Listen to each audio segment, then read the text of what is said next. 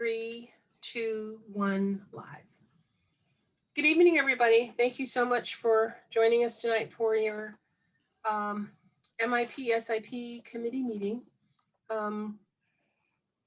We've been pretty busy, I guess, the last couple months, having some very active discussions on the direction that we would like to see some of the programs go in and dealing with capacity issues. So this is a meeting for us to continue that conversation and to work based on the board's direction to come up with a plan of action and a recommendation to present to them in January for what we would like to do with both programs.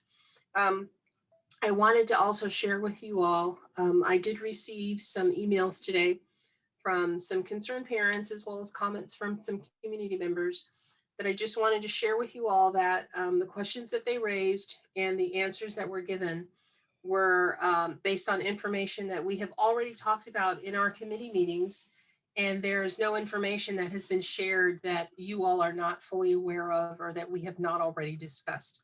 So I wanted to just put that out there and let you all know that we did receive it. We responded to it, and in the future, we have decided that when we get those requests for information or comments, that we will respond to them within the confines of this committee, and that all of the information, whether we've shared it in the past or within our meetings, will basically be discussed within this forum. And if there's additional questions, we'll just refer them back to the minutes as well as the videos of the information that we're presenting in these meetings. So just wanted to let you guys know that, and that of course, if any of you all have any questions of the district staff, please be sure and feel free to just contact us, and we will respond accordingly and provide you guys with whatever information we have available. So with that said, I'd like to go ahead and look at our agenda. Sarah, can you do me a favor and just post the agenda, because I, for some reason, am not able to open this thing correctly. Okay, so we're going to call this meeting to order.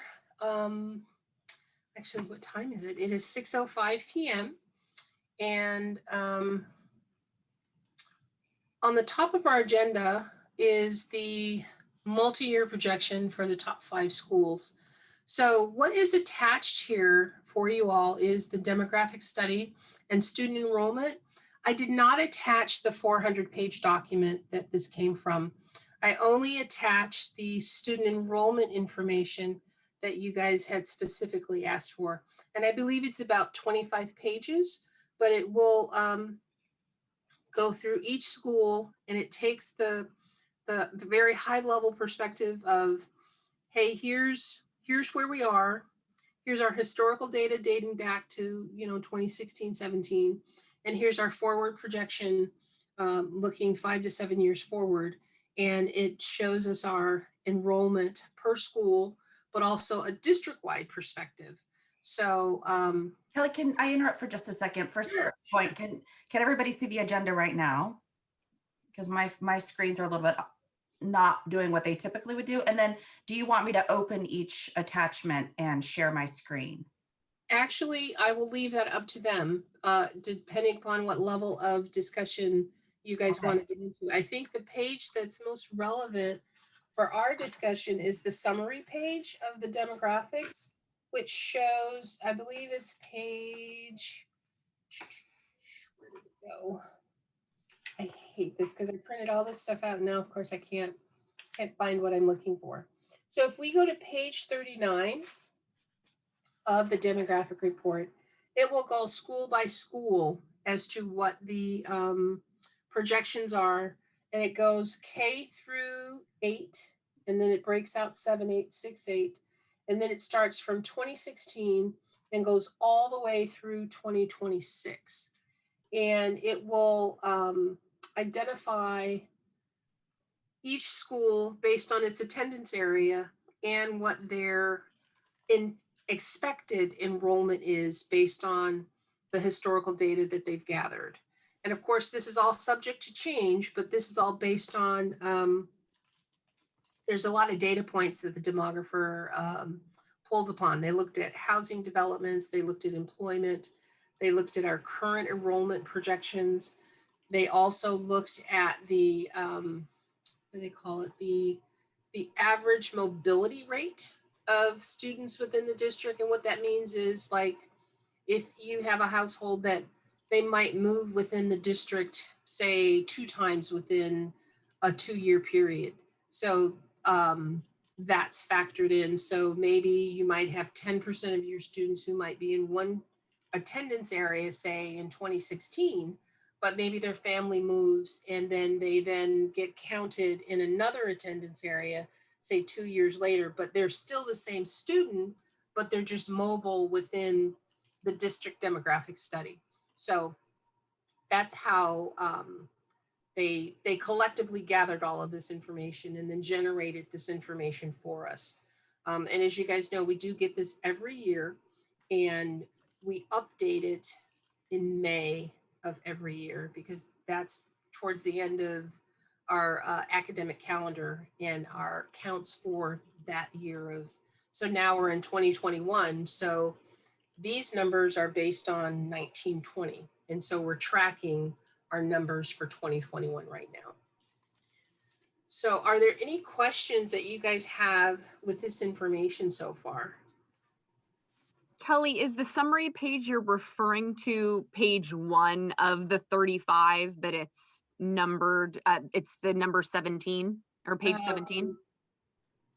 No, the page, if you look at the page number that I'm referring to, it's actually page number, it's 39 through, it goes all the way through page 50. And if you guys want to look at page 50 is actually a projection report specifically for elementary schools. So if we go to the, it'll say page 50, it'll look like this. Sorry.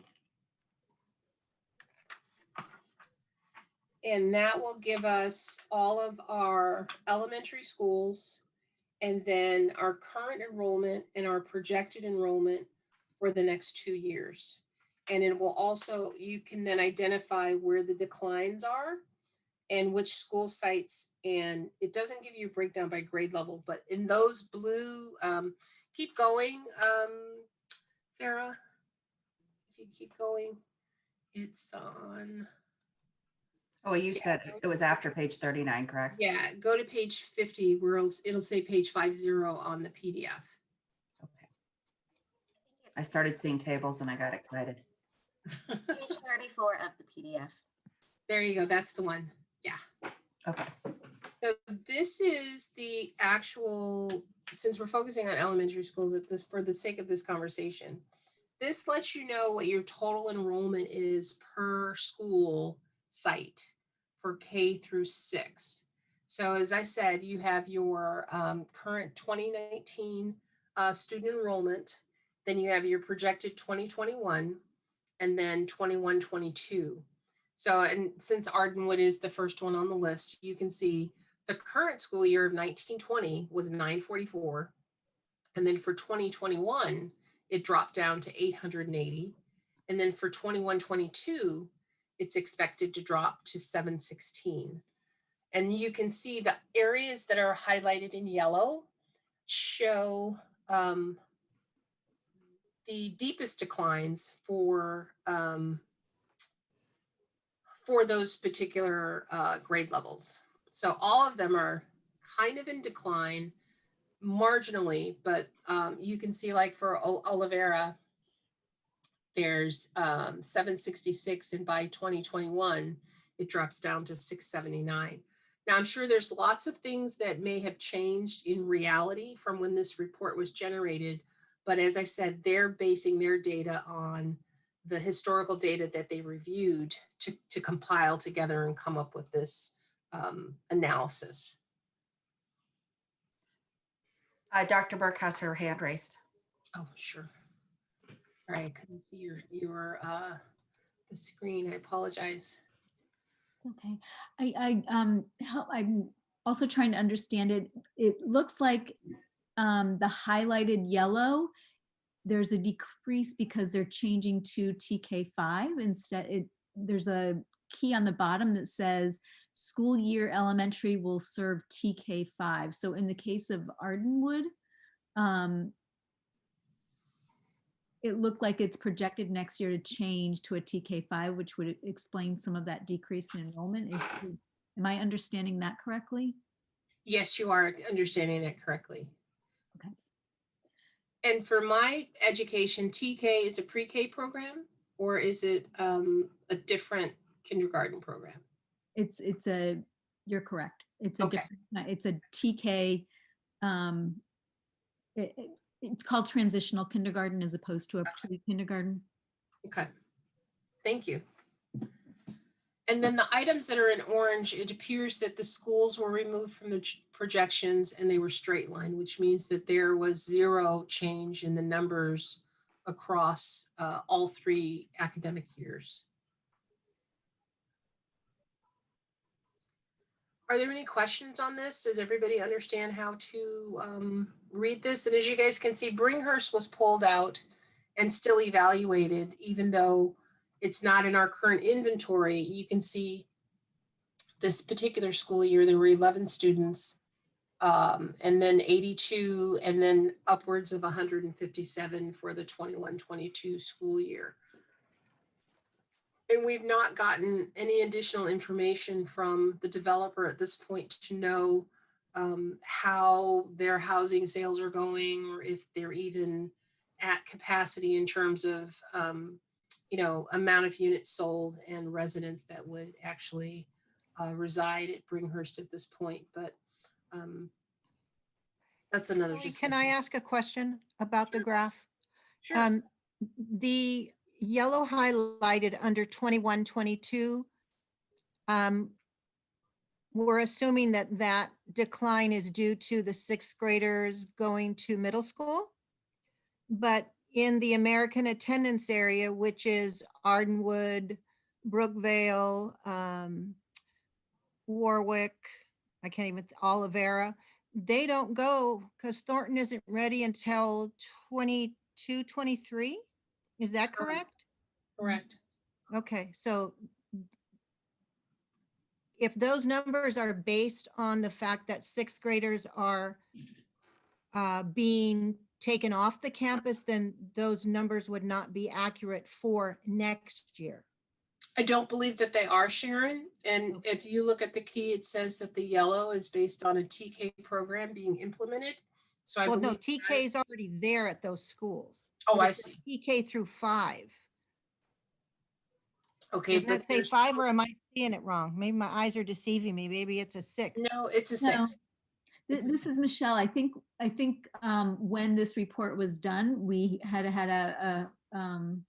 we were excited to think that perhaps Thornton would be coming online earlier. Correct, yeah. And so when they redo their report for this next go round, when the demographers do that, it could change this, correct? Potentially, yes. Yeah, okay, thank you. All righty. Are there any additional questions about this report? Excuse me. This report that I've shared with you all. It's Victoria. I think you had said at the very beginning of the meeting that we were looking to make a recommendation for the board for January. I'm still thinking that looking at this data, while it has now things by residents, which is a key piece of what we had asked for, which is maybe taking out those programs that might not be done by residents. So that would solve the question if we were looking at numbers and not displacing any homeschool students. But for some of the reasons that we're looking at, as Sharon just brought up, prematurely assuming that there would be that drop based on the facilities updates that we have in the spring, we know that will have changed. We also now have what our exact enrollment is as exact as it ever is. Since we are in the middle of 2021 and we have an updated kind of demographer that you had presented to us last time, I'm wondering if we'll be able to see that sort of blended information side by side with the capacities like we did last time. I'm just wondering if by the end of the 3 pieces, we'll actually be able to have something that's all together to make a recommendation, if that is something we'll actually be able to do tonight. So maybe it's a rhetorical question now, and in 40 minutes I'll say, oh yes, I feel perfectly prepared to make a recommendation. But that's something that's, looking at this, that's something that I'm kind of processing, that it's very difficult based on the pieces of information that are there and some being outdated and then not having it side by side with what we looked at before. So hopefully the rest of the group is more optimistic, but I want to put it out there, and hopefully we'll kind of see how that progresses.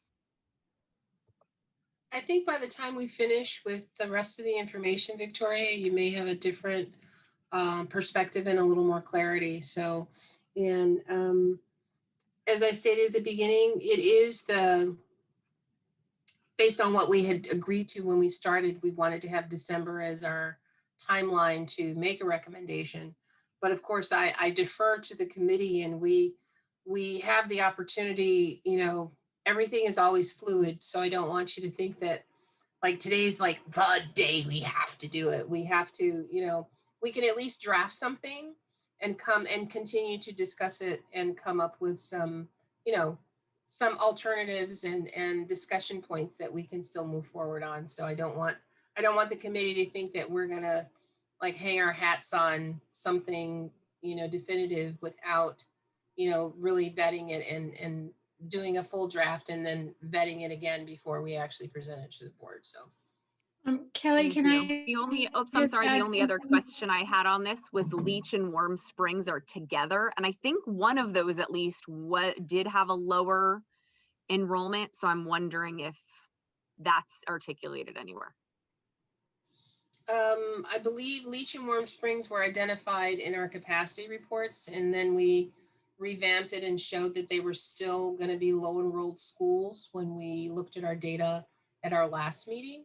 So they're not taken off the, they're not taken off the table in terms of schools for discussion.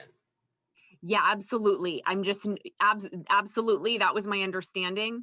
And so then noting this, it looks like they're pushed together. So it makes it a little bit difficult, unless I'm reading it wrong. No, actually you are, and I didn't realize that. So I will actually put a question in to see why they combine the two together like that. Because that, as you can see from when you combine the two, it looks like there's a larger deficit than possibly what's actually at the physical sites themselves. But I can find out and get an answer to that, because I didn't see this. And Kelly, if you Yes, don't mind, with all due respect with what you just said about taking our time making a decision, I would like to add that with our budget deficit, I think personally that it's critical that we come to some kind of agreement very, very soon. Oh, absolutely. Absolutely. And I didn't want to imply that we were going to drag this on, but I just wanted to make sure that everyone did not interpret Victoria's statement as like, we have to do something today, but I would like for us to have a draft of something outlined for us to have a discussion point, and then potentially, still discuss it further and then present it sometime in January. Because there are 2 board meetings in January. And so we would, like to take our time of what we have and still discuss it, but yes, still move forward with something in draft for us to present to the board for consideration. Okay, thank you. Mm-hmm. So let's see. Are there any other questions on this or comments about the data that we're reviewing right now? Okay, well, let's move on to the next item on our agenda, which is the overload analysis. So you guys had asked for you know, hey, how many schools are overloaded? Where are the students being overloaded to? And how do we, you know, address our overloads? So student services gave us a whole bunch of data, and it wasn't filtered or segregated. So we had to spend a little bit of time in, you know, taking student information out and taking data that wasn't pertinent to our conversation out. So what you have here is a spreadsheet, and this identifies each school. So each line represents one student. So this is the kinder. And as you can see, there's quite a few kindergartners. It's grouped according to their school site, which is their home school site is column B. So column A is the grade. Column B is their home school. Column C is the school that they were overloaded to. And so you'll also see on this spreadsheet, excuse me, there's identification of special day classes, but we also created another Excel spreadsheet for you guys to see specifically where the special day classes were and where the students originate from and where they were transferred to, either because that school did not have the capacity to do the special day class, or they were, excuse me, overloaded to that school because their current homeschool's special day classes were full.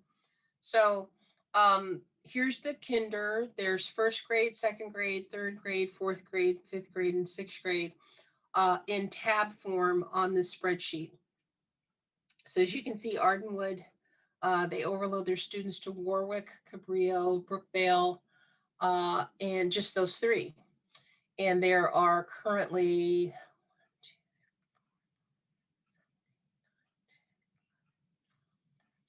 14 kindergartners that are overloaded to those three schools. And if you just do a quick count, you can see that Warwick accepted 1, 2, 3, 4, 5, 6, 7, 8, 9 of those students. And then only 1 was sent to Cabrillo, and 2, 3 were sent to Brookvale. Here you can see at Briar Elementary, they had a special day class that was overloaded to Mission San Jose Elementary. And if you look further down, I think that is the only one. Oh, there's the other one. And the students from Patterson Elementary were sent to John Matos Elementary for their special day class. And so, as I said, each line represents one student. So there were only 2 students that were impacted by not staying at their home school to go to their special day classes. So Sarah, can you click on the first graders? Because I don't think the first grade had that many students. I believe there's just 1 or 2. It's only like 2 or 3 per grade. And so as you guys can see, these are all the first graders. These are all the schools that were impacted with overloads. So let's see, where's another good one? So here you can see the Lila Bringhurst School students. I think there was a total of 11 this year. They were all sent to different schools. So here they were sent to Leech, Green, and Bell were the ones that they were overloaded to. And Asveda had 1, 2, 3, 4, 5, 6 second graders that were sent to Chadbourne, Matos, Blakeow, and Briar for their overloads. So that gives you guys an indication that fairly small amount of students compared to the overall student body, but definitely, you know, overloaded for whatever reason. The other thing that I did not gather from this was the reason why they were overloaded. And in talking with Fran English, she said that some of the students, she said she had a couple of instances where students, they originally registered at their home school, but then, you know, maybe their family transitioned to another location within the district, or they left the district, but the parents still worked in the district and they still attended a school that might be closer to the job.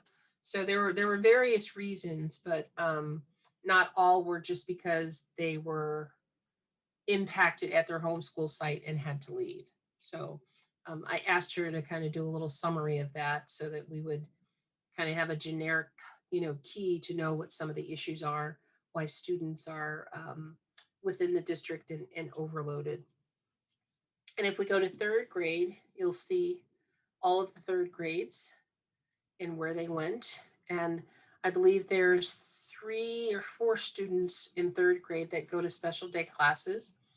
And you can see here, Parkmont had quite a few students that were overloaded to other school sites because that is one of our sites that is heavily impacted due to, overcrowding and high enrollment in that area. Fourth grade, same thing. If you go to the bottom tab, you can see there are 2 special day classes there, and you can see where all of the overloads occurred. And there you can see as Veda has 1, 2, 3, 4, 5, 6 fourth graders that were overloaded to Briar and Meadows Elementary School, and also Mission Valley Elementary School for I'm sorry, that's Harvey Green Elementary, for their outbound schools. And if we look at fifth grade, we also have the same information, all fifth graders, where the special day schools were, and then every school site that overloaded and sent their students to other locations. And then the sixth graders would be the last tab. And you can see they are 2 sections of sixth grade classes that were overloaded to Mission, San Jose Elementary, and Oliveira Elementary from Niles. So are there any questions on this data? And is this specifically what you guys were looking for? I have a question. Sure. Is this information including students who don't go to their home school, but like my kids, their home school is Briar, but they go to Blake House. This does not have like them on there. Is that correct? Actually, yes, this does. So these are all the overloads. But they're not overload. They're Kelly- in the immersion program. Kelly, can I add something here? Sure. The students that are in the immersion school forfeit their home school, and the immersion school becomes their home school. So Okay. they are not included in this list. Okay. Thank you. Thanks, Judy. You're welcome. I'm just writing this down so that I keep good notes. The other thing I would like to just clarify is that the special day student, the highlighted is just one student, correct? Correct. Not a section of students. No, it's each line is one student. As I said, I had to take this information and kind of scrub it so that we didn't have the student's personal information as part of the spreadsheet. So we ended up, just kind of scanning and segregating and cleaning it up so that we weren't, sharing private information. I saw that there was a question. Let me go back to the chat and see. Can you repeat regarding the immersion program students? So Judy, would you mind repeating that for us? No, not at all. Once a student enters an immersion program, that school that they're attending becomes their home school, and they are not included in overload numbers. Okay.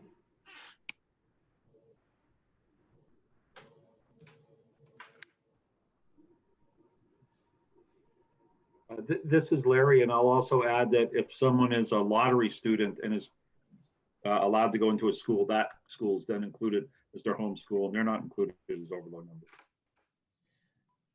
So let me make sure I understand. So when we have students, do they have to do the lottery every year, or are they, once they are in a particular location, does that school, for the duration of their tenure at the school, K-5, is that where they stay? Or do they have to do every year? For all intents and No. purposes, that's where they stay, but there's been some Yeah, crowding much over. that's where they stay. Okay, I also would like to bring another point as we're going through all these things about space available and such, kind of back to the last subject. When we look at all the elementary schools in the American attendance area, which we know is just busting at the seams, it indicates that every one of those elementary schools is yellow. So this, and I'm just putting this in, there are no easy answers. It's more complicated than you think. It gets more complicated the more you know. I just wanted to share that with everybody to put that in your think tank as you're trying to work through all this. thank you, Trustee Sweeney. There's also a question about neighborhood school priority for enrollment and registration. That's part of the immersion master plan that was developed when we developed it probably about 10 years ago. It's board approved. So it would have to be something that would be revisited in a different context. It wouldn't be a task for this task force. Okay. I want to make sure I get the question correct. The question is the neighborhood priority for the master plan immersion students. Does So when we do the kindergarten lottery for for the SDI program or Mandarin immersion program, students who live in the attendance area are given priority enrollment in the Okay. lottery. Okay.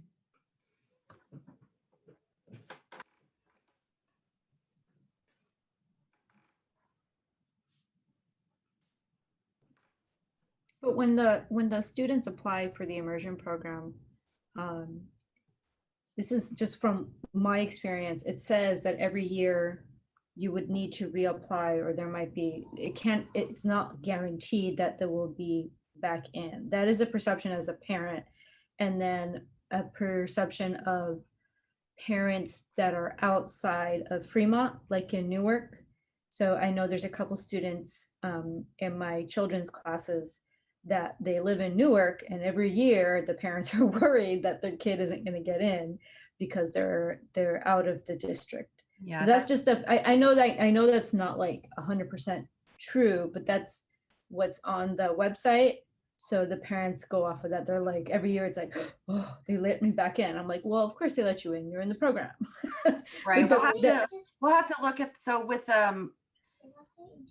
when we accept an interdistrict transfer, and that's really an enrollment question, it's not, my area of expertise, but when we admit a student with an interdistrict transfer, they can stay in Fremont Unified School District, but then they have to do another interdistrict transfer request when they go to the junior high school program. So they're offering, or just any junior high, this applies not just to the immersion programs, but any interdistrict transfer.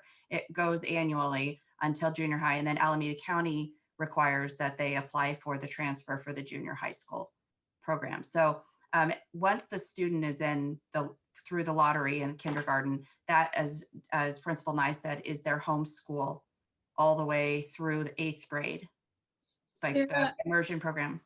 Sarah, just one thing about the Newark or out of district folks though, in the Mandarin immersion program, for instance, where there's a wait list, they would take a Fremont student and replace an out of district student. So that is kind of true, Melissa. They would never bump a Fremont student because they deserve a seat in Fremont. And trustees, you can correct me if I'm wrong, but if a Fremont Unified student wanted a space in a class where there was a Newark student, they would take the Fremont student over the Newark student. We have not historically done that in my tenure in federal and state programs. Once a student has been admitted into immersion in the lottery, even if they're once they come in and they're accepted on interdistrict transfer, they're able to continue in the program. Okay, even though it bumps a Fremont student. The student is applying for the program. If there's a space, then we assess and admit, or they are on the wait list until a space becomes available. Okay.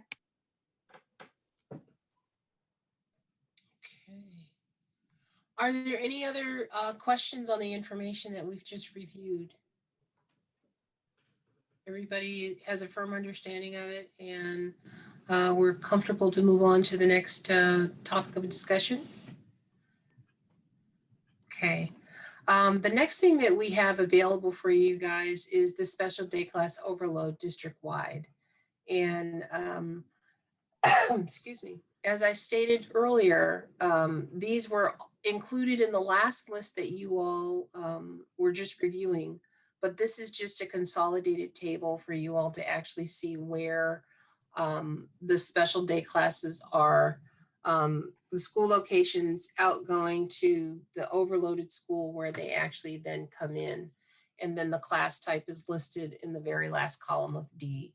So this is just a consolidated view for us to see exactly where your special day students are coming from and then where they're going to. And as I said, each line represents one student. So you can see there's one kindergartner, 2 third graders, 2 fourth graders, 2 fifth graders, and 2 sixth graders that are identified in this table based on the data that we were provided. Are there any questions on this particular set of information? Yeah, when you say 1 kindergartner, 3 third graders, it says classes. So I'm just wondering, because there are way more special education students that are not attending their homeschool than this. So maybe you could explain a little bit more. So it was my understanding, based on the information that was given to me, these are the students. So you guys had asked specifically where your special day students that were overloaded would be going. So this is specifically just an overload report of your special day students for these particular locations. So where it says school location outgoing, these are their home schools that they were assigned to as their home school. And they were overloaded to these other schools that are listed in C. And so each line item based on, as I said, the data that was given to us represents one student. It's not an entire grade or an entire class. It's actually one student that is affected by this change. Okay, Trustee Sweeney is raising his hand, so I would let him go if otherwise I'll clarify, I think, my question. Okay, Trustee Sweeney, you're on mute. Oh, he's lowering his hand. Okay. So Kelly, when we discussed this before, my question had been, we don't currently at every, we don't currently have 20 something, one at each elementary school, have a mild, moderate, first, second grade special day class, just as an example, Okay. right? Okay. But there will be some elementary schools that have that special day class program. Mm-hmm. And some elementary schools that don't. And others, maybe some administrators or trustees might have the data a little bit more at their fingertips. But let's just say that half of our elementary schools have some type of special day program on site. That mm-hmm. means that any students at any other of the half that don't have it, they're not being overloaded, but they're not attending their home school. They're being served at the elementary schools that have special day classrooms currently running. Okay. And so while we wouldn't, as Trustee Sweeney pointed out last time, it's not like let's throw marbles in the air and then let's throw special day classes anywhere they land. Absolutely not. So he pointed out, obviously, continuity is important. But it was brought up that those students are already not attending perhaps their home school. So we could reevaluate which elementary schools have special day classrooms that have space and the right amount of space. Let's say it takes 4 classrooms to have a kinder through 5th grade special day strand at an elementary school.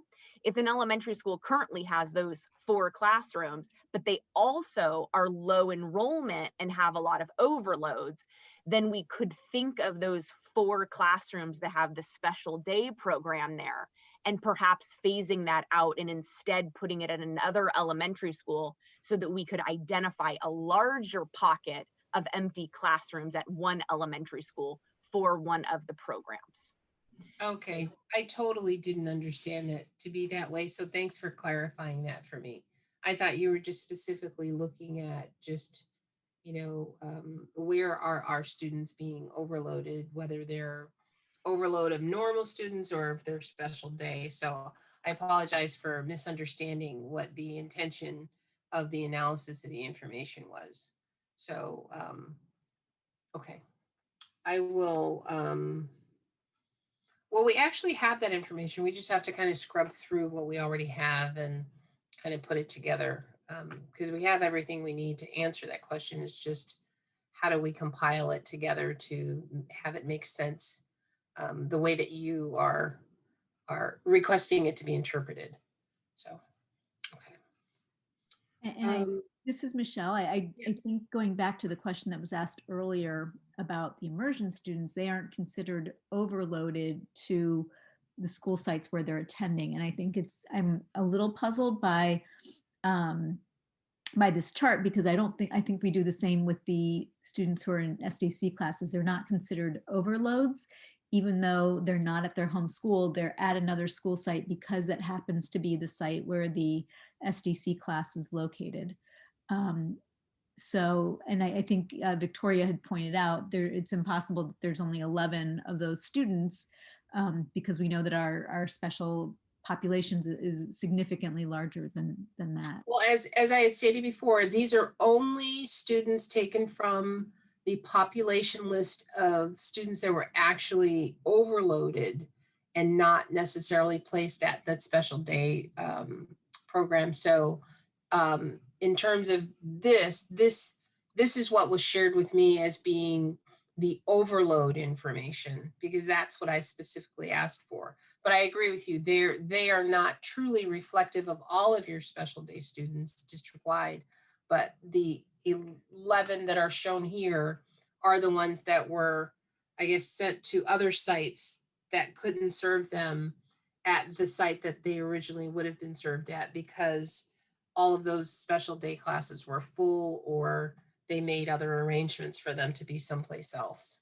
So, but I will verify with student services exactly, now that I understand what you guys are looking for, where all of our special day students are per facility, because I as I said, I wasn't clear on what you guys were asking for, so it makes sense. Are there any other questions on our special day class overloads? And were there any specific questions for Grimmer and Blakehow with regard to this information? I can give some information about Grimmer if you'd like. We have 4 special day classes. We go Okay. from kinder to 6th grade. So just what Victoria was saying, we have those immersion students that are overloaded, that were moved in, and then we have 4 special day classes, 4 classrooms. And there's between 8 and 10 kids in each of those classes this year. And they are not homeschool kids. I think maybe 1 or 2 of them are our homeschool kids. Okay. I can't give the number of students, but if I stop sharing my screen, I can run a master list and tell you how, and download a quick Excel spreadsheet showing which programs are which sites. Okay, let me see if I can, if you stop sharing your screen, I'll see if I can get mine to act correctly and give us what we are looking for. And maybe I don't know, maybe while Kelly is doing that to pull that up, I did have a question. Thank you, Sarah, for getting me the program capacities again. So this is just comparing the November list for program that had the program capacity and then the current load. And I'm looking at that document, which we had, and the discussion was about what part of that current load was truly the students of residence, where it was their their school of residence where they would otherwise be actually getting overloaded if they were not there. So trying to differentiate what that current load was. So then I'm looking at what was presented in the projection report, the first packet that we went over, and the summary document on page 50. A lot of the packet is talking about demographics and residents. So I thought that the spreadsheet would then just show enrollment of homeschool students based on their residence, because that's really, I think, the heart of what we're trying to compare. But when I'm looking at those comparisons, some of the numbers are lower for enrollment on that residency document, which is what I would expect compared to the current load, because the current load should have other students that are getting overloaded, that are in the immersion program, or like Judy just said, the students who might be in a special day class outside of her being that residency homeschool. But then other sites actually have a higher number. Blakeow is listed on the residency enrollment as 449 compared to the current loading of 433, which definitely doesn't make sense to me, because Blakeow, as a low enrollment school, takes in overloads, I believe, in addition to being an immersion school. So I'm not sure why that number would be higher on the residency document. So I'm just trying to wrap my head around if this document, because obviously there's little discrepancies on everything, totally get that. And you run them a week apart, you're going to get different numbers, because that's the nature of student enrollment. So definitely get that. But I'm just wondering if this document is actually based on residency, or it's still just another document like what we had been looking at before. And I don't know if that's something you're going to be able to answer tonight, or just something that you can look into. Well, I guess my question is, are you talking about the demographic report or the overload report that we just reviewed? Page 50, the demographic report. The Page demographic 50. report is based on residency, and based on residency within an attendance area. Okay. So we actually have students like, say, Gomes. When I look at Gomes, there are 724 students who are in the residency area of Gomes. Correct. But Gomes only has 680 students attending there. So that actually, we believe that over 40 students have requested to go somewhere other than Gomes. Would that be an accurate way to read that? That would be an accurate assumption, but until we like go to Gomes and say, hey, Gomes, where did your 40 students go? I wouldn't be able to necessarily tell you that. This is Larry. They don't all request to be to go to another place. Let's say we have 41 second graders, and we can only, let's say we have 41 fourth graders, and we can only have 30 in there. Then 11 are going to be overloaded, and they didn't want to be. So it's that, do children come in numbers of class sizes?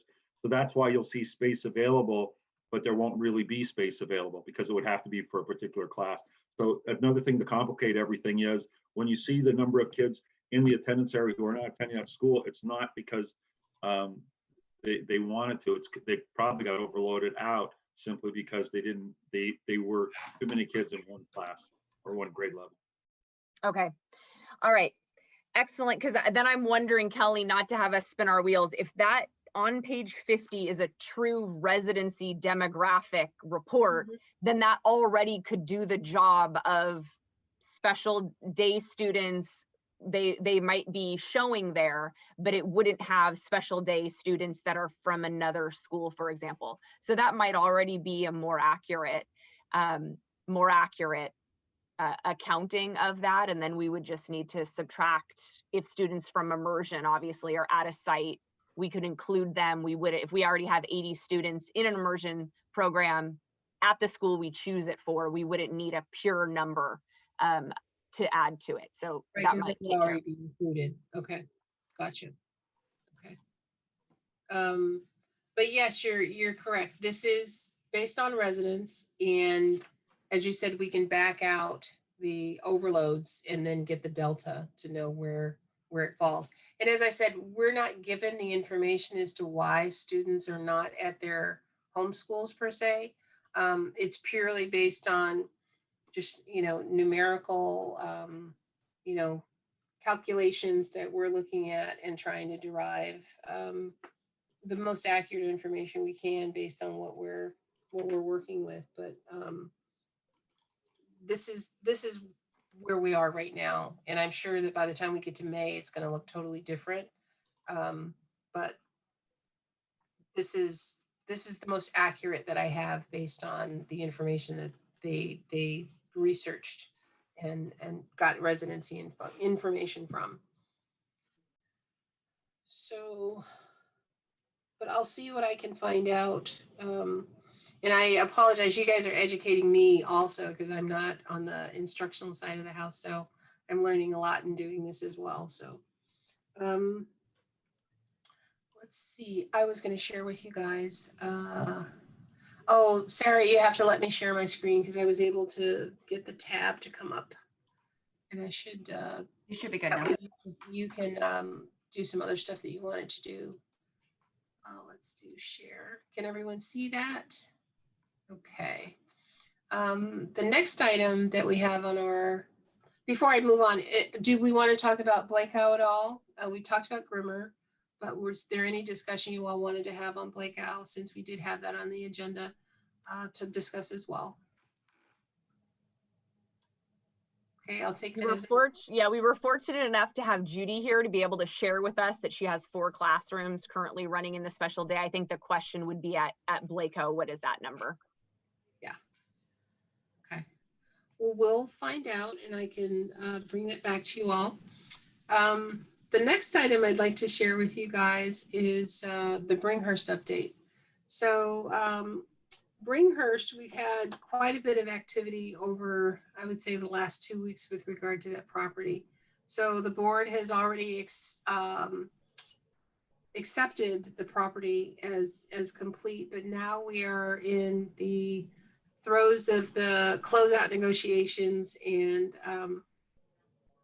developer mediation to finalize all the particulars of overall costs, warranties, who's going to do what, when, and where. And so we are not, we physically do not have title to that property yet, but we're hoping within the next 2 weeks that we actually do. I just got word today that, the legal counsel has been working very closely with the developer group. And so we may have a positive outcome and an update to provide to the board on Wednesday as to where that process is. But Bringhurst, we are, for all intents purposes, trying to bring that online as part of our portfolio of schools available in the spring. But I don't want to say yes, because, the devil is in the details. And until we get full possession, I am very hesitant to say that, yes, it's ours to do with what we want. So that's kind of where we are with Bringhurst. It is fully functional, fully furnished. All the bells and whistles, clocks, IT, and control systems have been tested, and we are basically just waiting for us to take ownership of it and put some wonderful students and staff in there. So that is my most up-to-date update that I can share with you guys at this point without being untrue in what I say. So are there any questions on Bringhurst that you guys have?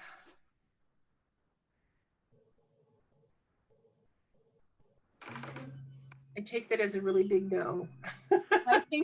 I think we had just wanted to know how many years out. Like, there was kind of a question about what the and the trustees could maybe more definitively answer. I know negotiations, they evolve, but how many is it after how many years we open the site, we need to guarantee every single child at that school doesn't get overloaded?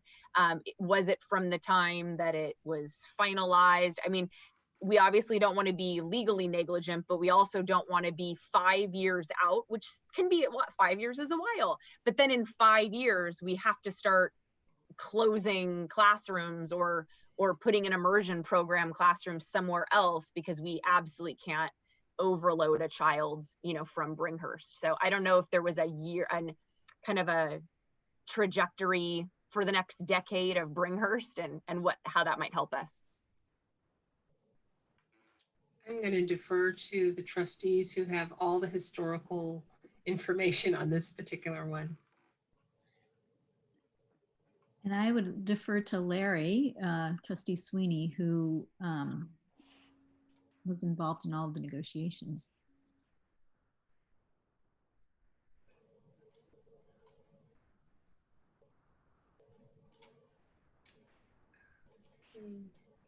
He's still online, or did he leave us?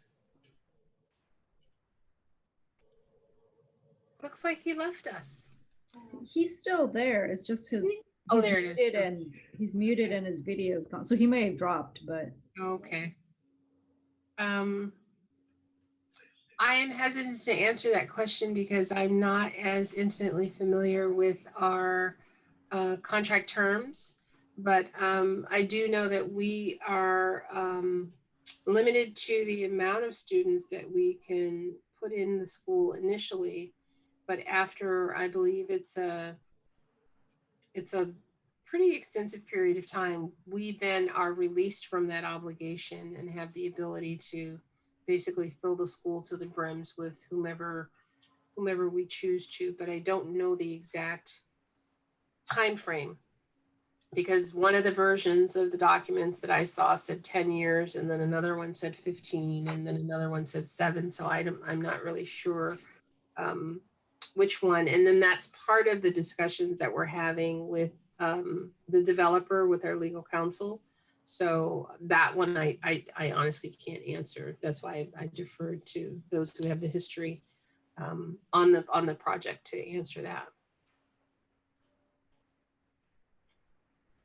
So has he returned? Yes, he's back. I just returned now. Sorry, of course it cut me off. No worries. Just want to say that as you had pointed out, because of the negotiations piece, there is nothing set in stone, but the original agreement had a set amount of time where all the people from the developments would be able to be guaranteed a spot there. And I cannot tell you off the top of my head if, I don't want to say off the top of my head because it's still being negotiated. Yeah. Whether it's from the date that property was completed a year ago or from the date we actually take possession. So that was a long wait for no answer. Sorry about that. No worries. No worries. So, but I will, at our next meeting, be able to hopefully answer that because we will have closed our negotiations and taken full possession of the site and be able to speak intelligently about that. So let's everybody cross their fingers and put good thoughts out there that we, we can make that happen sometime in December. The other thing I wanted to say about Bringhurst is that, Bringhurst has the ability to offer us many things for many different opportunities within the district. And so just to let you guys know, the immersion programs are not the only programs that are looking at Bringhurst to be considered to be placed there. So I just wanted to put that out there that it's the hot commodity and everybody wants to go to Bringhurst. So I just wanted to share that with you guys. Kelly, can I ask for clarification? Sure. What other programs there might be that are So for Bringhurst? one of the things that we were looking at as a consideration, and we had shared this with you guys, when we're still deep in our pandemic, of course, but as we reopen our schools, we were looking for sites to have a model of somewhat like an infirmary. So if you had students who were very ill and needed to be removed from site, that they could actually then be transported over to Bringhurst until their parents or, they could be treated if they were, severely ill. So we were looking at that model as using Bringhurst as our overflow. And we were also looking just to supplement and support other programs that either have capacity issues at their current sites, or if there were overloads district-wide, if the overloads were substantial enough that they would all be overloaded to Bringhurst and taken sort of the pressure off some of the other sites. And that's just a very high level conversation that, you know, we've been having to look at how to obtain class size reduction and level out the enrollment district-wide so that, you know, all schools are kind of created equal and that we have sufficient numbers to maintain sites be open as well as students be in safe environments due to social distancing requirements. So I hope that answers the question. Yes. So I think what I was confused about was when you said programs, because the only elementary level programs that I'm aware of are our immersion programs and our science magnet at Maddow. So I didn't know that if you meant a different kind of program that I wasn't aware of, or like what you're talking about are ways of alleviating the overload situation rather than a program per se. Correct, and I apologize for phrasing that way. So I'll remember the next time. No, I appreciate it. It was for my clarification that I asked because I just wasn't familiar with other potential programs. No, I'm glad that you clarified because I have a tendency, you know, we have all these different acronyms in education. So a lot of times educational acronyms are totally different acronyms in construction. And my mind is wired to the other one. So when someone says something, I'm like, what do they really mean? And so that was a good clarification for me. So thank you. So next on our agenda is the possible recommendation for the MIP SDI program placement. So as we talked about before, we are looking at the considerations of the sister school sites and also evaluation of consolidation options. So I wanted to open the platform, this next half hour or 25 minutes that we have, to you all to continue that conversation that we were having about a sister site and some of the pros and cons and what some of the concerns are that you all have, so that we can, you know, fully vet this and, you know, really kind of take a bite into it and see if it's really something that's viable for you all. I'm going to stop sharing my screen so I can see everybody's face. All right. Do we have anybody want to open up the floor for discussion?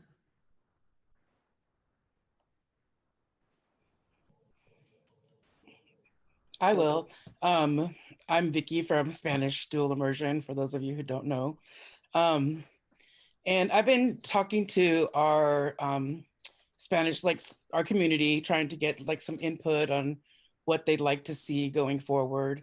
And a lot of people would like to either continue at Grimmer, but the biggest choice that people seem to want is Blakeout. For a lot of reasons. It's, you know, centrally located. It helps our families to be able to get there because we tend to have low-income families. It has a long history. It was the first Spanish school, you know, in Fremont, and it continues the Spanish dual immersion program today.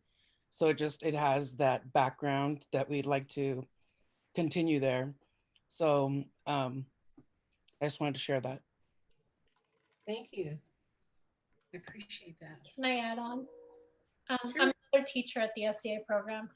There's also been some concern about going to Bringhurst or a new school where transportation might not be included because a lot of families might not go to a program where the school is far away if the transportation is not provided. And I know that's a conversation we had last year in the task force about if we were to go to a new school, is there transportation? Mm-hmm. I think, Kelly, maybe it'd be helpful if we just talked about what are the current options. Yes, that's fine. So for SIP, so Sarah, and I am not as well versed as I should be on these. Was there a tentative location already identified separate from Marshall for the SIP program? No, we hadn't identified, well, not while I was there as part of that task force. There was not an alternate site to Marshall that was identified for the SDI unification. Well, it was Grimmer, remember? And then all the parents came That and, might have preceded me though, Melissa. but this was last year, right? We picked Marshall and then we had the board meeting where all the Grimmer parents came and said, we don't want it to be there. But then the Marshall We're talking decision about the overrode that. No, this was no. late in February. Yeah, Afterward. you're talking about the March meeting, Melissa. Yes, Hmm. but before Marshall, there was nothing, right? Before Marshall. I thought you were, okay, no, there was not. I mean, I've been on the task force since it's been created. Right. It's always been Marshall. It was Marshall. Had decided Marshall, and then there were a Grimmer. variety of options that were presented to the board that were not arrived at by the task force.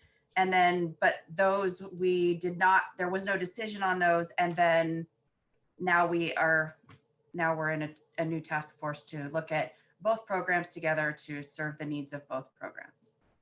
So let me make sure I understand. So Grimmer was identified back in. No, it never was. or Grimmer. It It was one of the after- options. Yeah, it was an option after the Marshall site became unavailable. Okay. I think, I don't know if, I wasn't on the task force last year. I don't know if the recommendation came from the task force or from Christie and upper management. That I guess I'm confused with the wording because I mean, in what was recommended was Grimmer or it was Grimmer. And then the parents came out. No. I mean, what was that meeting in March then? So after Marshall, that it was different proposals that the district came up with as possibilities for a unification site. And what occurred afterward is discussion from the community, different opposing viewpoints, and then ultimately no decision was made. So there were ideas presented, but nothing was ever arrived at as a formal. There was never a decision, but I'm saying that was one of the ideas that was presented. And that's why the parents came. Patricia, I see your hand up. I can't hear you. No. We still can't hear you. You're still muted. You might just need to turn your volume up. Okay.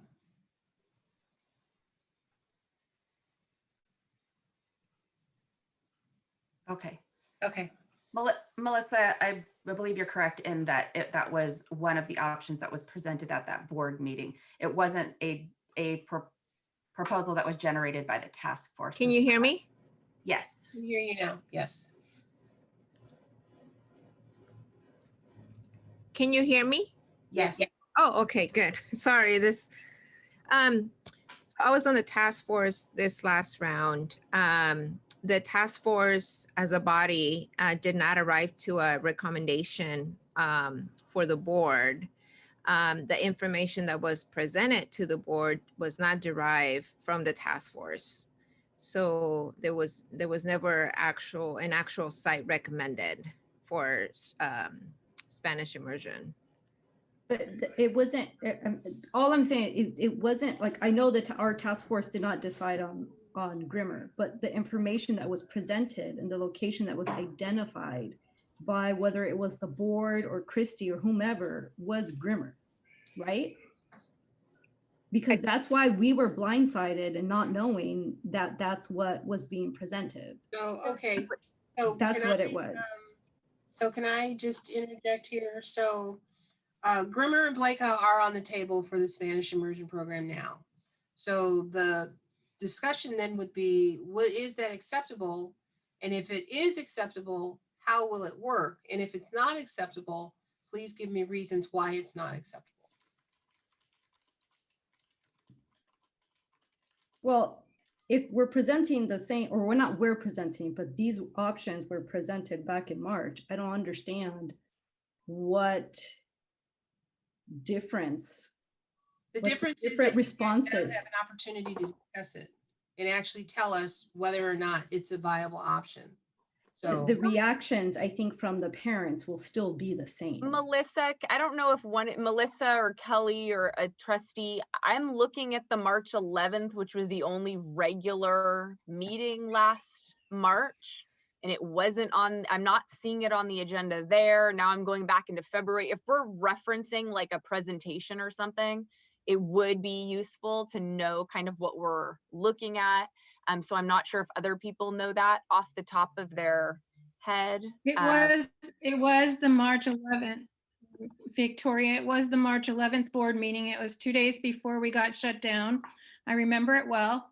And the issue there was not the fact that it was coming to Grimmer. The families are not opposed to it being at Grimmer or Blakeout. The fact was that homeschool kids would have been displaced. Gotcha. And that was the issue.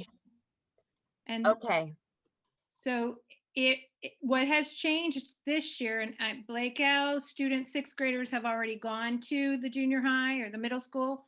Now Grimmer school students have already moved to the middle school. Our enrollment numbers are even lower this year than they have been.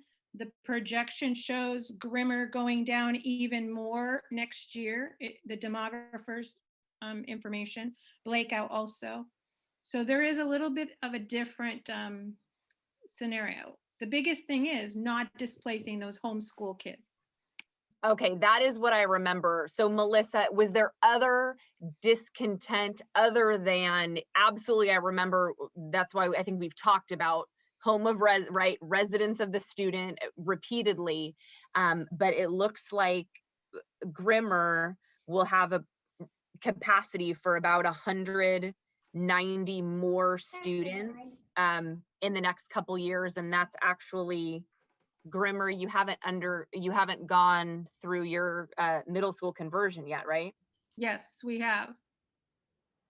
Oh, so Grimmer on the document we just looked at earlier says K through 6 on it, 2019. We still have our Spanish immersion 6th grade, so that's the only 6th grade, but there's only. Oh, okay, that shouldn't be listed there because you're not going to switch to 5th grade. Okay. We've already switched to 5th grade. Okay, so yeah, so I'm showing that they'll have approximately 190 capacity. The projected next year is showing 443, and then we have on the previous document that their capacity there is 632.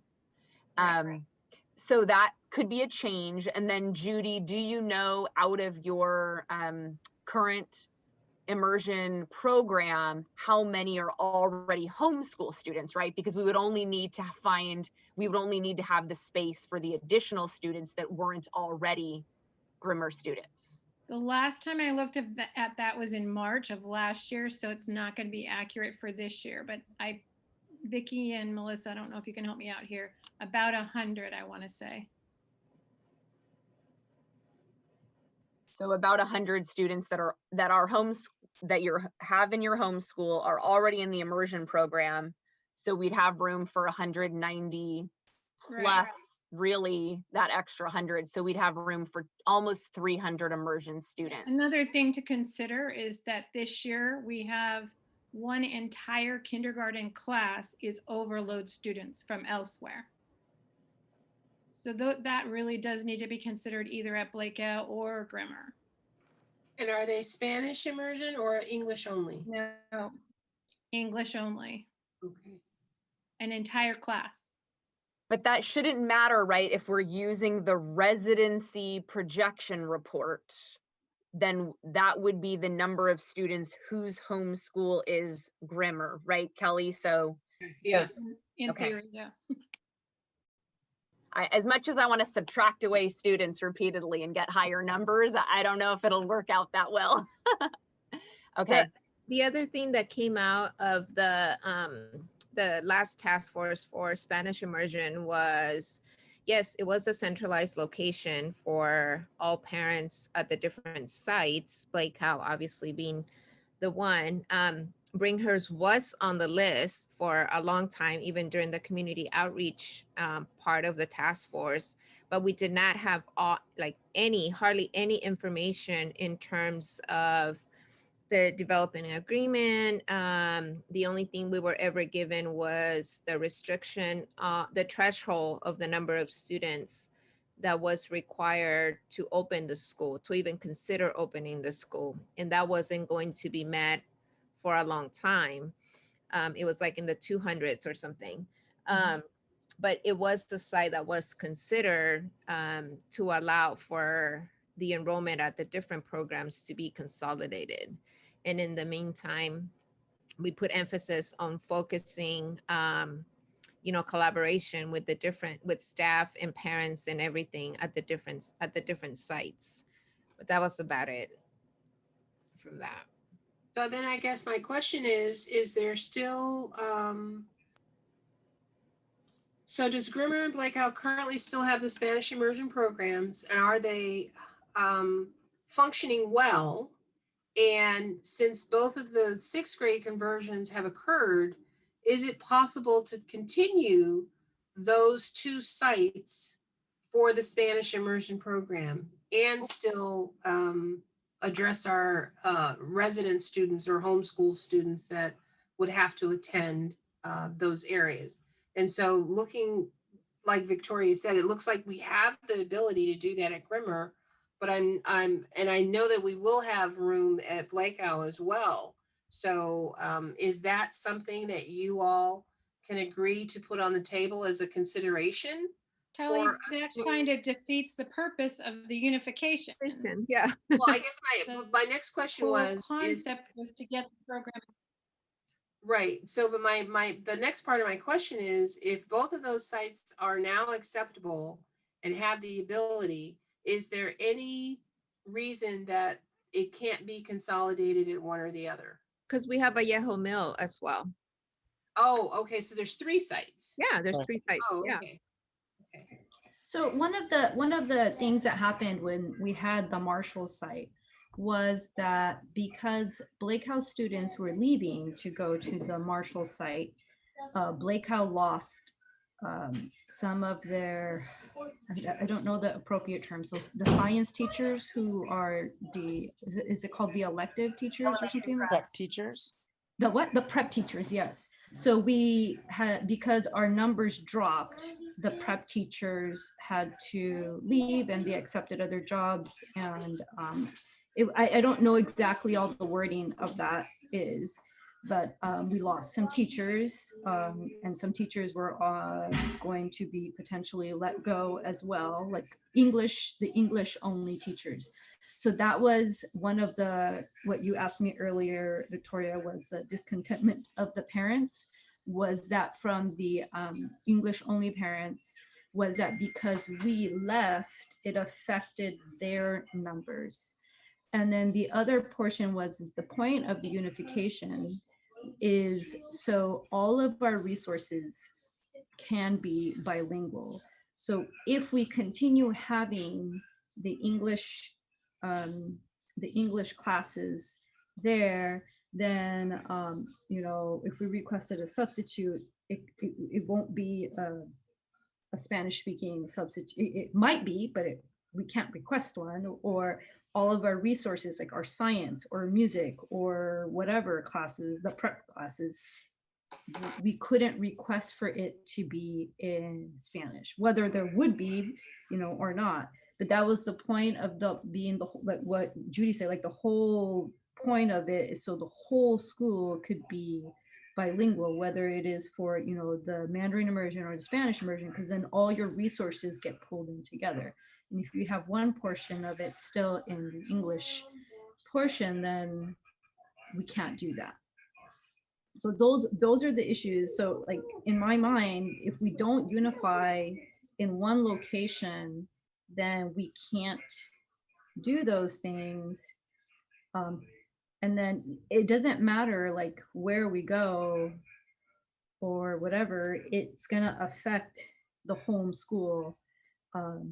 So I mean, like, to me, it just keeps on keep on going round and round and round, because I've been through it 3 times already, and I see it, you know, and it's like, I don't want to present the same options over and over again if we're gonna get the same Why result. not make a suggestion? Because and I'm Johnny come lately to the party and don't know all the back history of everything. But I think it would be helpful for the sake of crafting a opinion of this decision for you guys to identify the pros and the cons and have us actually look at them. Because I think it's important, you know, because every time I meet with you guys, I learn something new, and there's a new sort of nuance that nobody's talked about. But, you know, there's many things that from my side of the table as being a representative of the district. So we of course want to abide by and honor what your parents' wishes are, but we have to run a financial model on what you are proposing to see if it can actually be financially feasible to do. We have to make sure that we have the teachers as well as the resources to support the teachers based on whatever suggestion you guys are doing. And then I also have to look at, as you said, your English only students, your overloads, and then the district-wide impact of, I mean, I use the analogy, it's kind of like taking a rock and throwing it in a pond. It has a ripple effect that affects everything district-wide. And it's not just, hey, this is my only school that's going to be impacted by this. It's going to impact over here. It's going to impact over here. It's going to impact over here. And so if I can see where the pros are, where the cons are, and where those tentacles lead to, I think that we can come up with a solution that can be addressed, because now we know where the impacts are going to lead to, and actually come back to say, you know, and I can do my job of, okay, this is what they want. Let me figure out how we can actually do it from Kelly, oh, did she freeze? the side of the fence that I sit on of model. I'm sorry, Judy, what did you say? No, I think there needs to be one clarification. I'm going to turn to Trustee Sweeney and Trustee Burke right now. If you're using an existing school site, no matter what school it is, you are not going to have just the Spanish immersion or just the Mandarin immersion program there. You are always going to have those homeschool children. So Right. your prep classes are not going to be able to be in the designated language. It's just not possible. That's what I understood loud and clear on March 11th. The homeschool kids stay. So I don't think, Melissa, that it's going to be possible to do what you're saying right now, if I'm correct. Well, that was possible at the Marshall site. But unfortunately, we don't have the Marshall site anymore. I know, but that's what was what was promised to the Spanish immersion program. As part of the HR discussion in that, Judy, we had said that if the prep specialist was bilingual, they could let HR know that in the transfer process. So say you are a PE teacher and you know that this is an immersion program, maybe half of the school is the Spanish immersion program. You do Spanish when you have the the classes that come to you for PE for the immersion program, but obviously you're fluent in English as well. And granted, that was going to be dependent on availability, but I think what Melissa is saying was part of the intent, is that we might be able to attract some of our folks that have those, have that proficiency. Yeah, and that's absolutely wonderful and great theory. But if you have a PE teacher at your site, you're not going to be able to displace them. Right. And if they're not bilingual, until they leave, you have to keep them. Is it possible, I don't know the answer to this, but once it's decided that the immersion is going to go to one site, to start phasing out the home students? So like not kicking out the ones that are there, but no new kindergarten that next year, no new first grade the following year, until it eventually becomes an immersion site? I think that's that is an instructional question, and one that has to be vetted thoroughly. I'm not willing to pass judgment or comment on that, but it's something to put on the TAC board for us to think about and actually have a discussion about to see how that would actually work. Because maybe it might work, maybe it won't, but I don't think for the sake of our discussion right now, that's not something that we're prepared to really delve into and address. Thank you. I mean, I have to digest a little Trustee more. Sweeney, I see that you had your hand up. Oh, I'm sorry, Patricia. Oh, Go no, ahead. I was just gonna say, I have to digest a little more on the numbers, but can Bringhurst even be considered like the language immersion campus and accommodate both programs in under one roof for 10, 15 years? I mean, We definitely cannot do it for that long because we expect developer students to probably start occupying by 2025. So that's not a very long time. But you know, it's a discussion that we can have and one that we can put in the pros and the cons and look at options and really kind of vet what that looks like. yeah, I mean, that's all speculative growth. Yeah. And if you really dive into the numbers and everything, I mean, 5 years is not a long time, but No. But 5 years is enough for you to get one track through, and then you have that kindergartner who's going to be coming in at the end of that track who may not be able to stay there. And that's where Dr. Rocha and Dr. Salinas were concerned in that, you know, we have to find a location where there's longevity and there will be no interruption of one full track of students, K through 5 or K through 6, whatever, you know, you all determine that to be. And so that's where the challenge is coming in, making sure that that disruption does not occur.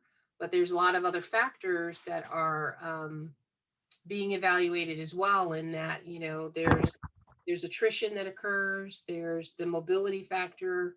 And then the other thing that we haven't really talked about with people is, you know, there's the financial impact. You know, our budget is huge deficit, and we have to look at balancing everything that we have equally district wide. And so that's a consideration that is being talked about and thoroughly investigated, how to make sure that we maintain continuity through both programs without turning the apple cart upside down. So. Hey, Kelly, in the communication this morning with Felix Leschner, a parent in our group, on his personal blog, he had mentioned that the Bringhurst site was being looked at for SDI only. Is that still the case, or is that No, that is not the case. It's being looked at for both programs. And so as I had shared with you all earlier that you know, we are not going to be communicating necessarily information to individual parents anymore because the information is being misinterpreted and skewed. And so I would rather make sure that, you know, we as the group, we're talking here, you know, my hands are always on the table. So that is, you know, Bringhurst has always been a consideration, and we are not eliminating any considerations for any program to go there. I just want to make sure that whatever we look at the pros and cons of each one and make sure that it's a long-term viable solution, since, you know, we've been doing Band-Aids for a long time, and, you know, we know what the needs are. We just have to be creative in how we address them. And I know that it's an emotional conversation that people have, but you know, my job is to always kind of step back and take that sobering, no, this is what we can do based on, you know, X, Y, and Z. So one of the things, and I would like to ask you all's permission, can we extend our meeting for 15 minutes? I know that we are at time up. And also, I believe Trustee Sweeney has his hand raised. So.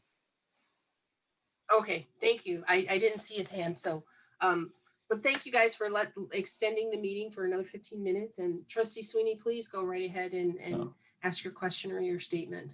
Thank you. I actually have to drop off because I have another committee that I have to be on at 7:30. A couple of things just to address the previous comments. I don't think the district staff or the board has ever been interested in displacing whether it's through attrition, a slow mode, or all at once, of taking an existing school and making it for a one language school at the cost of the local residents. So I don't think that would get much traction. Just trying to share where you might have your best options. As far as Marshall, the board did everything they possibly could, best faith, put millions of dollars investment, tried to make that work. And then at the last minute, we found that you can't use it for a school. So that was going to be a great solution. It didn't work. Unfortunately, we don't have another site like that to use. So what we're trying to do, and I think the Bringhurst discussion is going to be a great one, but we have to remember that the Bringhurst area, that development will get precedence. So as we grow our programs, what we're trying to do is to find permanent homes, so we're not doing this every year or every 5 years. So I think Bringhurst is a great discussion, and it might be a stopgap, but it won't be a long-term solution. Right. And the final thing I just want to add is, about a month ago, the city council shared with the public that they've been told by the powers that be that we will have to add 14,000 new residences to Fremont by 2035. So if you can just imagine 14,000, that's almost 4 times the size of the Warm Springs development. We're going to need schools. So this challenge that we have now, it might look like we're in decrease in enrollment, but if we set ourselves up without considering what's going to happen in the future, we're going to be passing this burden on to the next people who are going to be even have less options. So it's very, very difficult. That's why we really appreciate everybody's time, because there is no short, easy answer. Thank you. Thank you. Thank you. Yes, Patricia. Just, I have one last comment, since earlier you mentioned, this blog and the outreach, and also from the Mandarin immersion, the conversations that you guys are having with parents. I like to have some direction as to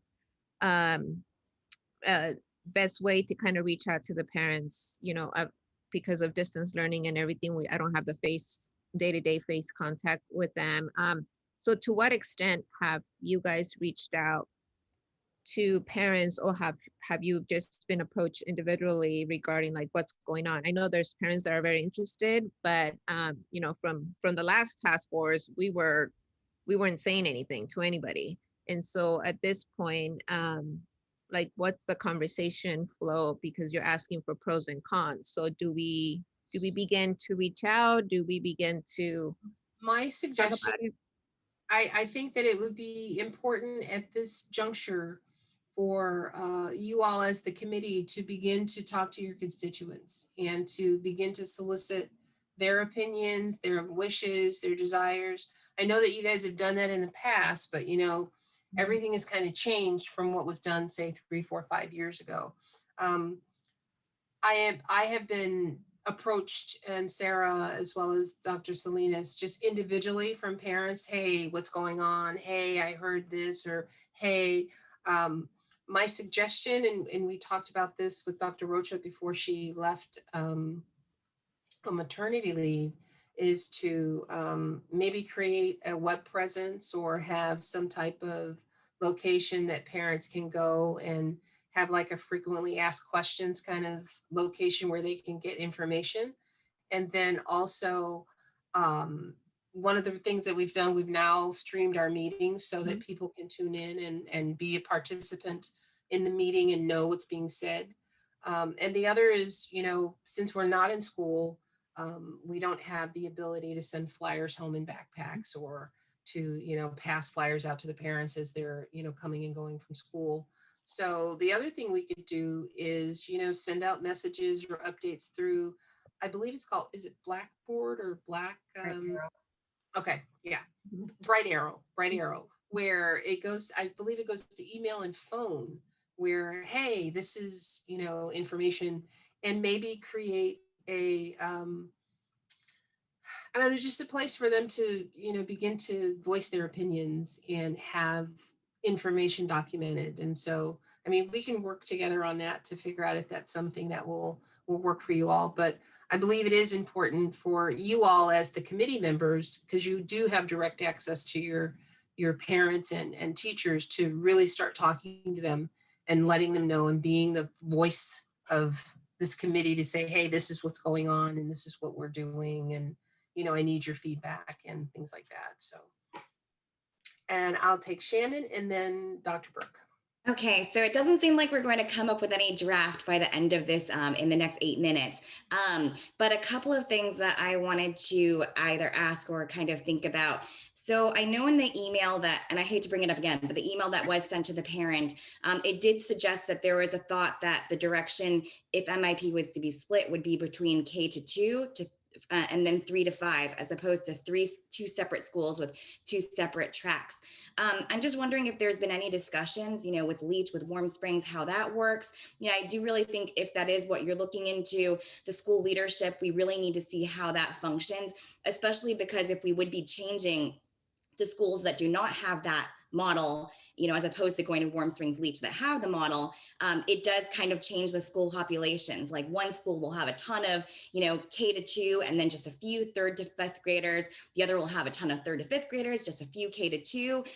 Even things like, I think that parents that are in the immersion program that are only there for 3 years versus the parents who are there for the 6 years, they may not be as willing to get involved in the community, knowing that their time there is so short.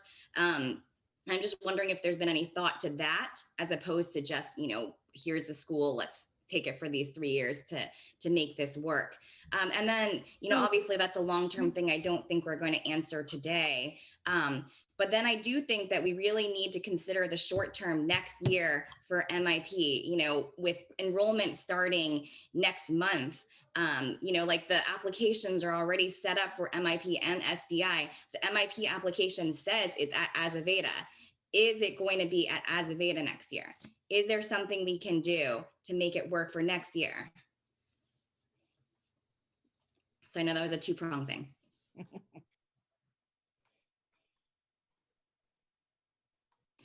Keith is on mute. Not to take up too much time, because I know we want to get done with the meeting, but we had said in the first 2 meetings that the short-term need of the 3 classrooms that are needed for the population as of Ada was the most urgent pressing priority. So the fact that we haven't gotten to it yet officially on the agenda is quite concerning.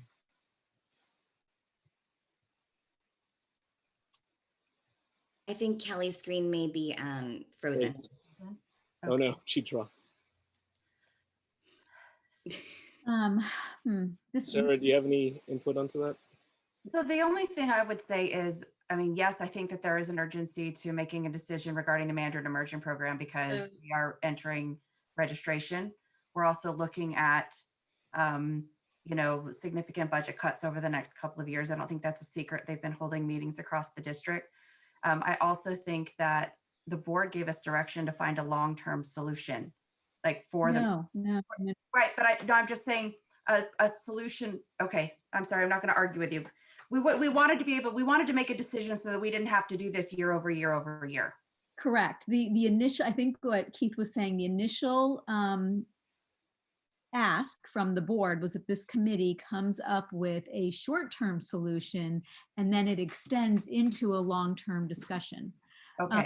So the immediate, like what we were expecting in January was not a long-term solution. It was, what are we going to do in the next few months to get us through the next year or two while the work needs to be done for the long term. Okay. So I concur with those who've expressed concerns that we're in December and we don't have even that short-term solution for both programs, because somebody is going to have to communicate with the board that we don't have something to give to you in January, in January's meeting. So I would suggest thinking about that. The short-term solution that's been brought up about Bringhurst can accommodate 1,100 students. So we should think that there is a lot of space there. We did hear concerns from parents last March that it is not centrally located. It's while it's a brand new school and that's very exciting, it means that some people are going to have to travel very far to get there. And we heard earlier tonight that for Spanish dual immersion, they're very interested in something that's more centrally located, whether it be Grimmer or Blakehow, and transportation could be an issue. So if you hear some frustration in my voice, it's because I did think that we would be in a different place right now than where we are. I think the only thing I would be concerned about is if we don't look past next year in terms of where those 2 kindergarten classes expand to, that we were going to be here we're going to be here next year looking to see where 4 classes move to, and the year following where 6 classes move to. And that we could be moving, if it's not determined that it's the same site, then we could be asking those kindergarten classes to move. So I thought my understanding was that we were going to try to find a location that we could just continue to, those grade levels could continue to move through. Thank you, Sarah. And we knew that this was going to be a longer term conversation, but the board really needed to know sooner rather than later what is happening next year. Okay. Because of the concerns that we've all been talking about. Sure. We also knew that the conversation couldn't just stop in January, and we had assumed that the planning would continue for that bigger picture, long-term picture that would accommodate both immersion programs in the way that they both need to be accommodated. So consolidation, especially for Spanish dual immersion, hopefully consolidation and expansion for Mandarin dual immersion. Yeah, Sarah and Kelly, I think the way we framed the first few meetings was that by addressing just the immediate short-term gap will give us all more time to together figure out what the long-term solution is for both programs. Sure. And so the faster we could get to what's going to happen with, as Carol mentioned last meeting, we need 3 classes, then the faster we could get that settled, whatever that looks like, and then fully embrace what we're going to do for the 2 programs in the longer term. Because that's I mean, I think most of the comments from our parents is like what's going to happen next year. Sure. And, so that's pretty much it. Sure. And that's part of why we brought up the conversation of having sister sites, because we don't have that long-term solution that can support what you guys are talking about doing at the sites that the schools are currently at, with the intention of consolidations, because one, as we said before, you have your English only students, but also you have capacity issues in that when you add those additional tracks, it sort of bumps out the ability of the sites. And so that's okay, but what does a sister site look like? I mean, because I don't think it's a new term to me, so I'm not sure if I might have missed that. It's going to mirror or mimic what you currently have. So it's just, we have to pencil it out and really look at what it looks like.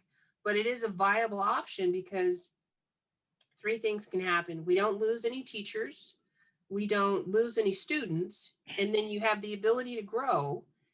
You happen to be at 2 sites instead of 1, and you have the ability to retain your students because they're still in their same, I guess, attendance area or their home school sort of community. So those were the 3 things that we were looking at that were the most important in terms of how the district can support these initiatives.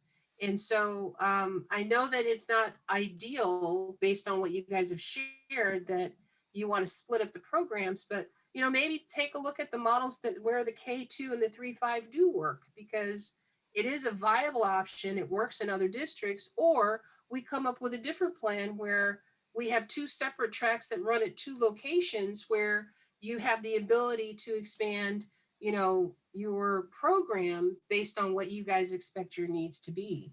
Yeah, let me jump in really quick. Sure. So I don't think we have an issue with exploring any of those options, but we haven't had that presented to us yet. But But put that as a backstop to what Melissa said, is you are in essence asking MIP to consider splitting proactively at the same time you're asking Spanish to consolidate.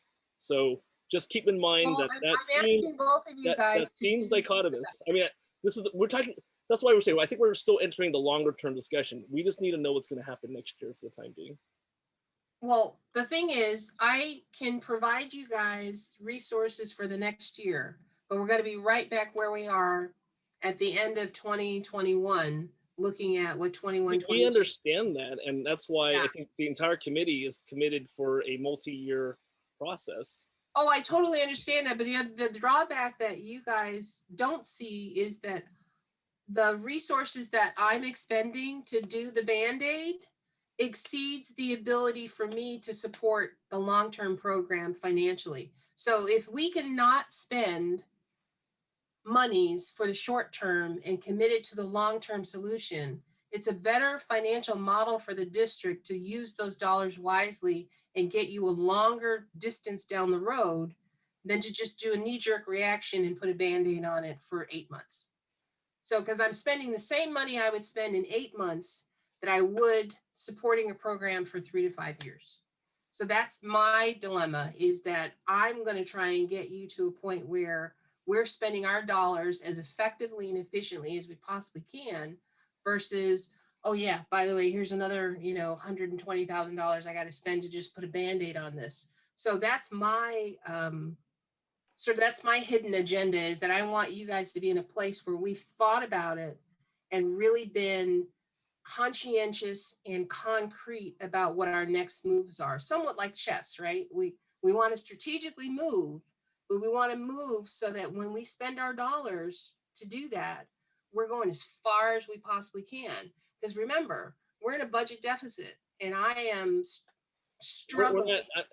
I'm very sensitive to the district's budget. I'm just Oh, saying. I know you guys are, but what's the drop dead date in terms of when a proposal has to go to the board in order for us to have approval so that we're ready by the fall of next year? So and this is just my high level look ahead, we need to have something by the board no later than the end of February, because the budgets are decided in March. We do all of our, final budgeting and accounting, and then our next year's budget goes to the board in, I believe it's late when it goes to June. So we go in May. On my side of the table, we're preparing, our budget for the next fall, and it'll be ready for review by the end of like February, March. So if we have our decision that what we're going to do by then, I can incorporate that into the budget and actually becomes part of what we're going to execute for 21-22, and not just a Band-Aid, but hey, this is my 3, 5, 10-year plan and here's my financials associated with it that can support this program. And then by the end of the third year, you guys are going to have an uptick in your, enrollment, because we're going to be out of that window of this demographic report that says that we're going to have low enrollment, and we're going to start to see that surge again. So it's this very convoluted model that I basically have to create. And so I totally understand you all's frustrations and trepidations, but as I said, I'm the person who's the silvering, maniac in the group that's like, wait, we have to, control these multiple things that get us to where, we're going to be as a district. So. And then, I see Victoria's hands raised, but before. Oh, I'm sorry, I didn't see the last question I have is the proposed split for MIP, K through 2nd and 3rd through 5th. So we are definitive that by whatever year that is, the 6th graders will have moved on. They would have transitioned into middle school. That is a discussion that we need to have. And I need for you guys to kind of wrap your head around, what does that look like? As I said, instruction is not my forte. So I'm relying on my instructional services people as well as you all to tell us, what do you think will work and what will be viable long-term, to make this work? Because it works. It's just, we have to talk through how it can work for us. Victoria? Thanks. I'm very formal, so you're gonna have to forgive me, but I know we're not a Robert's Rules running committee or anything, but just to actually get some decisions to move to the next pieces. First, and however you'd like to run it, Kelly, whether it's by vote or by consensus, but I would like to invite the administrator from Leech or someone who's familiar with Leech to the next meeting. So that would be number one. 2, I think that there's some pieces of MIP versus Spanish dual immersion where there is a lot of overlap. A difference we have, going back to Keith's point of, wait, why would you ask us to split, right, when Spanish dual immersion isn't? What we might want to look at is, well, right now we have YBEL has in a couple years, it'll have 360. Brookvale, in a couple years, will have 360. Would either program want to, knowing that that's about what your enrollment is now, do you want that site? Well, I would say, and that's not the group's decision, I would say based on what we've heard, Spanish dual immersion doesn't want it because it's not centrally located nor an existing site, nor would MIP because it doesn't provide for growth, which was one of the primary goals for MIP, but wasn't one of the primary goals for Spanish dual immersion. So I think that that's going to be a reason that we look perhaps into the sister sites, is that if Leech has a few hundred, if we do K2 there, if the group gets to get their questions answered, and we still maintain 1 to 150 as a Veda, that might be a partnership that works. So that's my proposal for the next meeting, to get some information on that, as well as Kelly bringing the timeline for what the commitments are at Brookvale over the next decade, and then updated adjustments on this demographic data, just so we know, Kelly, when the true year is that 6th grade is dropping off, and we can have that appropriate. And I think that'll help the group make some better decisions. And then Victoria, just for clarification, when you want the update on the adjustment, is it specific sites that you're looking for the 6th graders? I'm sorry, Kelly, I missed that question. Are there specific sites you're looking for the drop off for the 6th graders, so that I can kind of consolidate and focus on specific sites you're looking for? I think it was so under anything that's yellow, I guess, because you would know what attendance area they're in. We just want to not make them yellow if they are not converting by that year. I think that was the piece that was brought up. Okay. Okay. Can I ask a question? I'm sorry, I know we're running late, but is it totally out of the question that one of the programs could go to Bringhurst and have a full program with expansion possibilities there? And then, not at all. It's not. And then one of the programs goes to Blakeo. Blakeo will be losing preschool to Ricks in another year. So isn't that a possibility that one program could be at each of those 2 sites? Not Absolutely. We can put everything on the table and have it be open for discussion. There's no bad options or ideas. I agree with Keith. You know, we're talking about unifying one program. We don't, you know, we may not want to split another, right? So if those 2 schools will have space, I think we should put that on the table. Yes, and along with the Bringhurst information and the commitments, you'll also have the projection, you know, so I think, so having all that information, Judy, absolutely, I think will help us make a good decision next time.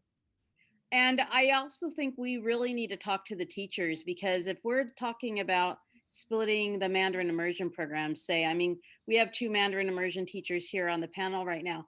We haven't really asked them how they feel about that, because that's going to be a huge impact on them if part of their crew is at one school and the rest is at another school. I don't know. And that's Jamie and TJ. I mean, I just think we need to hear from the teachers. We haven't heard from them yet. It is very difficult for the teachers to be split, and that's what we've been dealing with for the last 10 years that I've been in the program. And Vicky's shaking her head. She's been in the program since inception. Yeah. I mean, that's the whole thing about the unification with the immersion, is because then the teachers can resource from each other. And like, I don't think there's any expectation from the SDI parents or the community that the unification is going to happen anytime soon. So if the Mandarin immersion are needing some, because I think they added a class this year and it is more of a priority, then we should address that way more than the unification, because no one's expecting for us to unify, especially this upcoming year. I'm not sure I agree with that, because now we're also talking about budget cuts coming up, and how soon is it before we're being asked to, you know, have combo classes or lose teachers, those kind of things. And so if that is coming down the pipe, then I think Spanish immersion is just as important right now as well. Yeah, I agree. I look at both programs as being equally important, and that's why I'm prioritizing both of them equally. And I want to make sure I understand what the issues are so that we can fully address them and make both of them whole. Jamie, I see that you had your hand up. I wanted to make sure you had an opportunity to speak. So two things that I wanted to address. Well, because as Mandarin teachers, we had talked about one of our priorities was to stay together, so that because we do work together a lot and collaborate a lot, and being at two different sites would be very difficult for that to manage. And then another thing that I had wanted to mention was because we did have two kindergarten classes that were added at Azaveda this year. So if we did open to another sister site, what does that mean for the kids who are already at Azaveda now? Would they have to go to another school even though they're already at Azaveda? I don't know. That's why we need to talk about it and, pencil it out and let's see what it really looks like. I hate that we're kind of virtual because I would love for us to be in like a big central meeting room and just have a whiteboard for us to like draw it all out and have arrows going all over the place for us to really map out what it really looks like. Because this is really valuable information that you guys are giving us, and it's all stuff we have to consider. And so I just want you guys to, wrap your hands and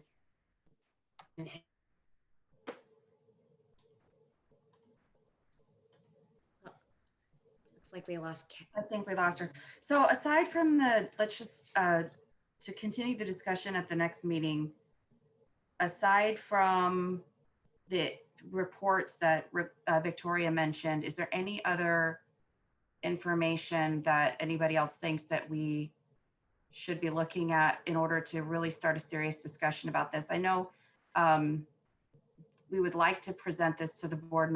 I know that Kelly said the drop dead would be the end of February for budgeting purposes, but for planning for student support services, to communicate with the communities, to communicate with the principals and that kind of thing, we'd really like to be able to present to the board at the end of January if possible. So which means we would need to get a little bit more concrete about some proposed solutions, even if they included some other considerations for the board by the January 11th meeting, or make those decisions that meeting and present to the board January 20th. So is there anything else that anybody would like to, any other type of information or things that we need to consider before the next meeting? I think we have two viable suggestions on the table right now, Sarah. Okay. We have sister schools on the table, and we have two whole programs going to two different schools. Okay. Am I correct? The rest of you? Judy, can you say that last part again? We have a proposal of sister schools, and we have a proposal of the Mandarin program going to either Blakeout or Bringhurst, or the Spanish immersion program going to either Blakeout or Bringhurst. Or Grimmer. Or Grimmer, if that's feasible. I need to crunch some numbers myself to wrap my head around that, because I'm still not sure if we have space personally. Yeah, none of those schools though, other than Bringhurst, those would all be sister options.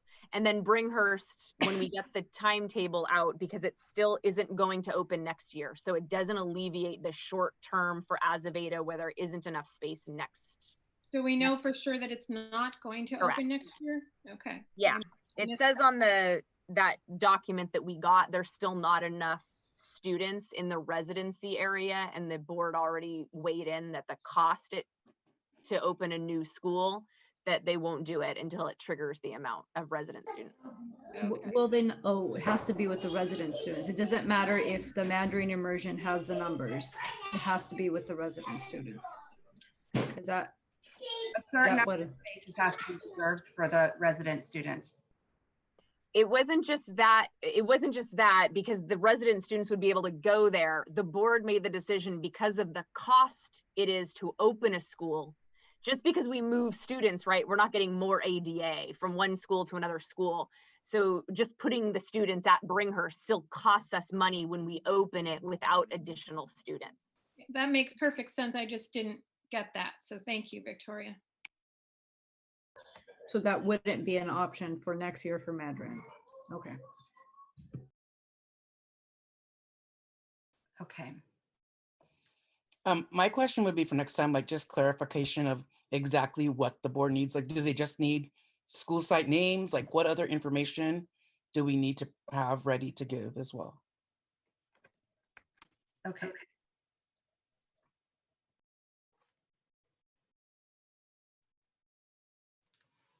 Okay.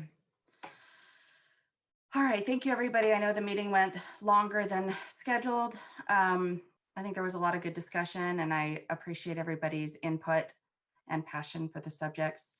We'll go ahead and try to get a draft agenda out a little bit early just to make sure that it reflects everything that everybody would like to see so that we can have the most productive meeting. And then maybe integrate also the idea of a pro-con for the different scenarios that we have, and try to get pretty concrete next time in hopes of coming to a more specific recommendation that we can bring to the Board of Education.